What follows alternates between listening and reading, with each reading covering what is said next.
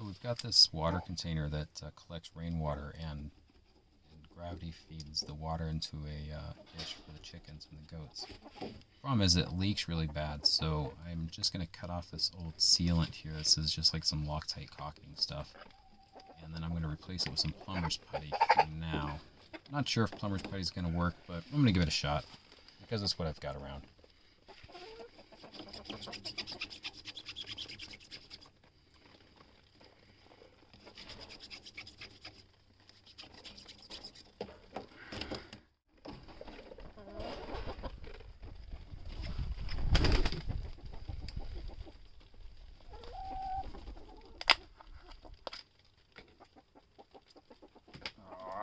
There we go. That's way better.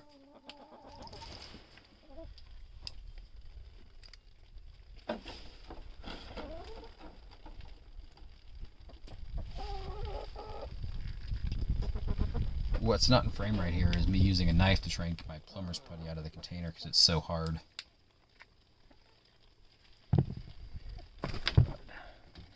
Plumbing putty is crap. Not great.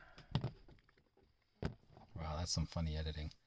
So I'm going to wet my hands here so the putty doesn't stick to them as bad.